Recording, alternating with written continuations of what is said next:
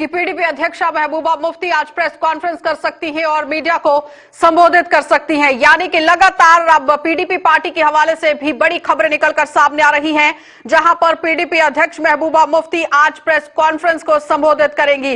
दोपहर 2 बजे मीडिया से मुखातिब हो सकती है महबूबा मुफ्ती। वहीदुर रहमान परा की एनआईए हिरासत का विरोध कर रही है महबूबा मुफ्ती और जाहिर तौर से जैसे ही वहीदुर रहमान परा को गिरफ्तार किया गया था उसी वक्त से लगातार विरोध प्रदर्शन करती हुई नजर आई हैं महबूबा मुफ्ती। और पीडीपी पार्टी नजर बंद करने पर भी जता सकती है ऐतराज, क्योंकि वहीदुर रहमान परा को जब गिरफ्तार किया गया तो महबूबा मुफ्ती उनके परिवार वालों से मिलना चाहती थी, लेकिन बीच रास्ते में ही रोक दिया गया।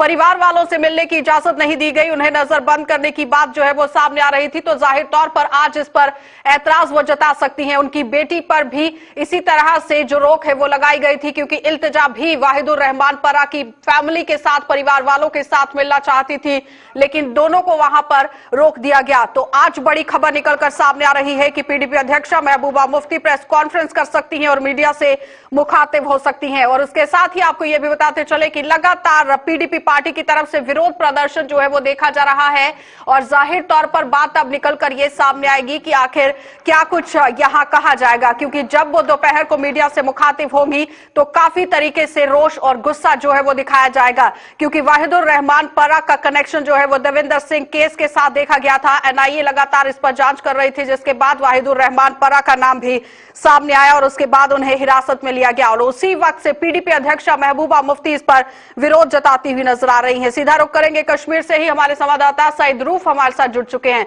रूफ, आपसे जानना चाहते हैं कि जिस तरह से महबूबा मुफ्ती लगातार विरोध करती हुई नजर आई है, क्या कुछ है आज हो सकता है प्रेस कॉन्फ्रेंस में? देखिए, वहीद रहमान परा को जब एनआईए ने अरेस्ट किया उसके बाद 15 दिन के जुडिशियल रिमांड पे लिया गया। उसके बाद ही महबूबा मुफ्ती ने उनके घर जाने की कोशिश की थी और उनको अलाउ नहीं किया गया। उनके घर के बाहर काफी सिक्योरिटी को तैनात रखा गया है और उन्होंने ट्वीट के जरिए और फिर जो मीडिया में खबरें आई उनको नजरबंद रखा गया, हाउस डिटेंशन में रखा गया। फिर दूसरे दिन अगरचे एडमिनिस्ट्रेशन ने उसको नकारा कि पुलिस की तरफ से एक ट्वीट आया कि उनको हाउस डिटेंशन में नहीं रखा है, बल्कि उनको पुलवामा के लिए अलाउ नहीं किया गया कि वहीद के घर जाना था क्योंकि सिक्योरिटी का मामला है। तो उसके बाद महबूबा मुफ्ती ने उसी दिन प्रेस कॉन्फ्रेंस करने की कोशिश की, मगर मीडिया को अलाउ नहीं किया गया प्रेस कॉन्फ्रेंस अटेंड करने के लिए और महबूबा मुफ्ती के घर के बाहर ही सारी मीडिया को रोका गया है। आज 2 बजे उन्होंने अब फिर से प्रेस कॉन्फ्रेंस रखी है, क्योंकि वो आज भी कह रही है कि उनको हाउस डिटेंशन में रखा गया, उनको अलाउ नहीं किया जा रहा है। तो इसी महबूबा मुफ्ती ने लगाया है, वो कहती हुई नजर आई है कि क्रूरता की हदें भी पार कर दी गई। वहीदुर रहमान परा को गिरफ्तार जिस तरह से किया गया है वो क्रूरता की हदें पार कर दी गई।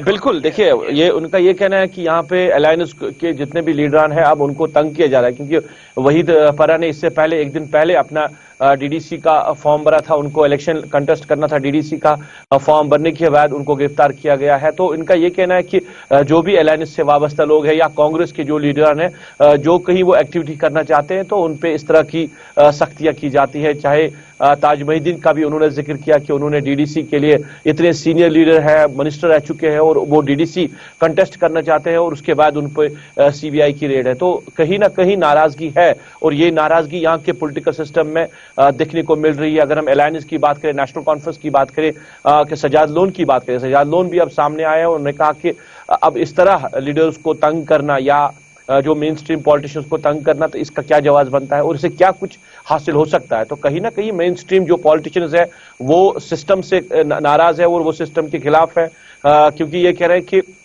बड़ा सवाल यह है कि 15 दिनों के रिमांड पर वहीदुर रहमान परा को भेजा गया है, लेकिन आरोप 2019 में भी लगे थे जब हिजबुल मुजाहिदीन के साथ भी कांटेक्ट जो है वो बताया गया था। और 28 नवंबर को जिस तरह से चुनाव शुरू होने थे उसमें भी उन्होंने अपना नॉमिनेशन है वो भरा हुआ था। तो जाहिर तौर पर अब कार्रवाई होना तो लाजमी था।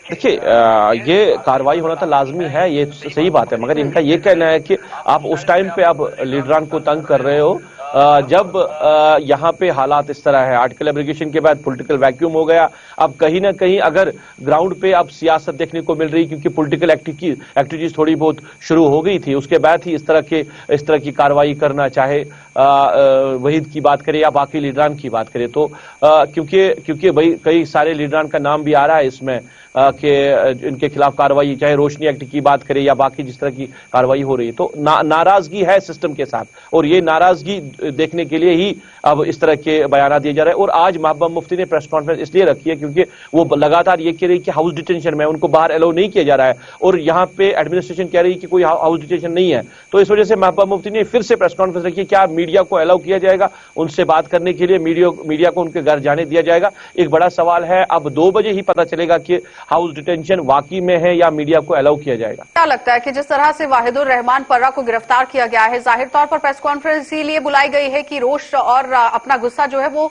सामने रखा जाएगा, लेकिन बड़ा सवाल यहां पर यह है कि उनकी बेटी भी परिवार वालों से मिलना चाहती थी वाहिदुर रहमान पर्रा के, लेकिन उन्हें भी रोका गया है। तो इसमें कितना सच है ये निकलकर सामने आना बहुत जरूरी है, क्योंकि एक तरफ कहा जा रहा है कि डिटेंशन में रख दिया गया है, नजरबंद कर दिया गया है, और दूसरी तरफ यह भी कहा जा रहा है कि ऐसी कोई बात नहीं है।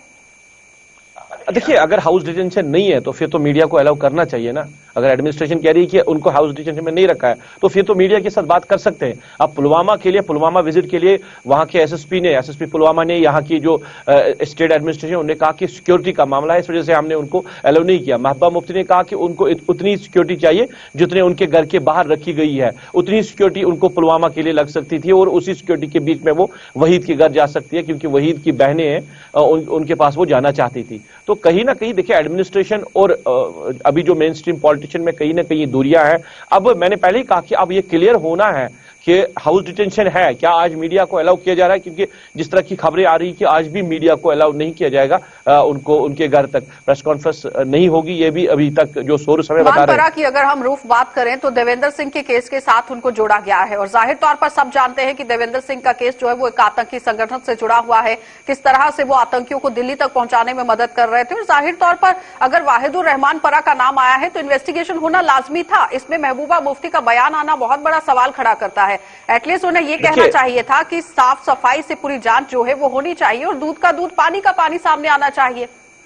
देखिए, उनका यह कहना था कि इन्वेस्टिगेशन एक पार्ट है, हर एक मामले की इन्वेस्टिगेशन होनी चाहिए। उनका यह कहना है कि अब जिस तरह तंग किया जा रहा है, क्योंकि अब जब से अलायंस बना है तब से लीडरान को तंग किया जा रहा है। अब एक पॉलिटिकल प्रोसेस में हम शमूलियत कर रहे हैं, नौजवान जो है, हमारे लीडर जो है वो इसका हिस्सा बन रहे हैं, उसके बावजूद भी तंग किया जा रहा है। उनका यह कहना है कि अब उस टाइम तंग किया जा रहा है जब अलायंस बना है, जब गठजोड़ हुआ है। कहीं ना कहीं ये थ्रेट है कि गवर्नमेंट ऑफ इंडिया को या सरकार को, गवर्नमेंट ऑफ इंडिया को, कि अब इतना बड़ा ग्रुप जो है एक साथ हो गया, ये थ्रेट है, और जिसकी वजह से लीडरान को तलब किया जा रहा है। ये महबूबा मुफ्ती का, यानी कि गठबंधन जो है वो लगातार आरोप लगाता हुआ नजर आ रहा है कि चुनावों के दौरान ही इस तरह से घटनाएं जो है वो सामने रखी जा रही है। बहुत बहुत धन्यवाद रूप पूरी बातचीत के लिए। तो फिलहाल आपने देखा कि हमारे संवाददाता सईद रूफ हमारे साथ जुड़े हुए थे, जो हमें पूरी जानकारी दे रहे हैं कि किस तरह से पूरी कार्यवाही को अंजाम दिया जा रहा है। लेकिन आज दोपहर जब प्रेस कॉन्फ्रेंस होती है, अब देखना यह है, रूफ की तरफ से भी बताया गया है कि अटकलें लगाई जा रही हैं कि मीडिया को यहां पर नहीं जाने की इजाजत जो है वो दी जाएगी, लेकिन अगर मीडिया वहां पर पहुंचती है तो क्या कुछ महबूबा मुफ्ती की तरफ से निकलकर सामने आएगा,